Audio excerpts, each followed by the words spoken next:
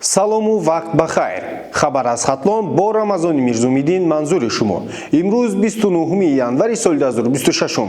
Инак таваҷҷӯҳ намоед ба сархати хабарҳо.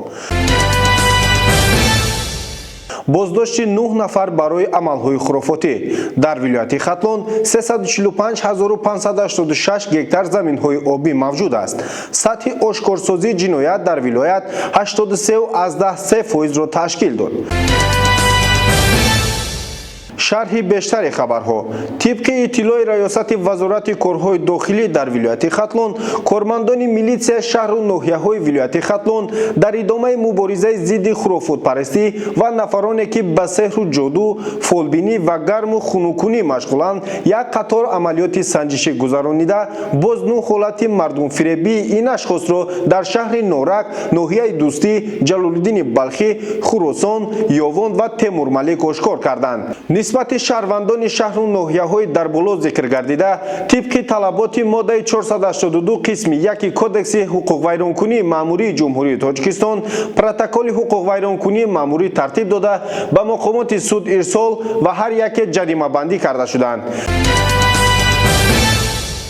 дар ҳудуди вилояти Хатлон ҳамагӣ 345586 гектар заминҳои обӣ мавҷуд мебошад. Аз ин ҳисоб 274282 гектарро заминҳои шартномабасташуда ташкил медиҳанд. Ин нуқтаро сардори раёсати беҳдошти замин ва обёрӣ дар вилояти Хатлон Хоҷазода Иззатулло зимни нишасти матбуотӣ бо рӯзноманигорон хабар дод.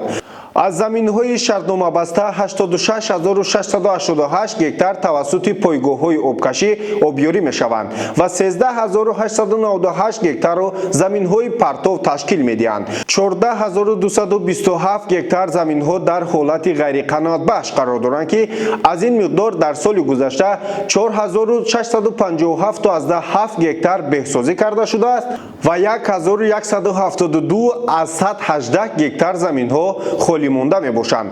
дар давраи ҳисоботӣ ҳаҷми умумии оби додашуда ба 2 миллиарду 165 миллиону 938 ҳазор метри мукааб баробар буда, ба ҳар як гектар ба ҳисоби миёна 7897 метри мукааб рост меояд. ин нишондиҳанда нисбат ба ҳамин давраи соли гузашта 223 метри мукааб зиёд мебошад.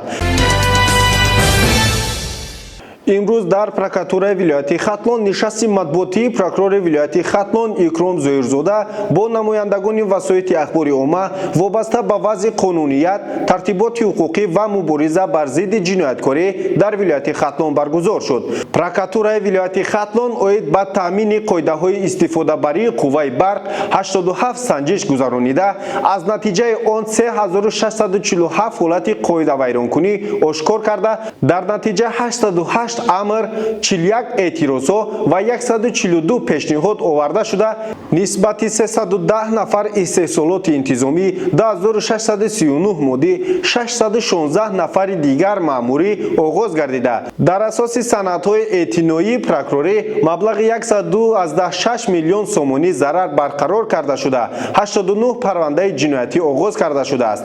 сатҳи ҷинояткорӣ дар муқоиса бо соли гузашта 2.6% афзоиш ёфта, дар умум 6621 ҷиноят ба қайд гирифта шудааст. кушодашавии ҷиноятҳо 86.3%-ро ташкил медиҳад, афзуд Зоирзода Икром.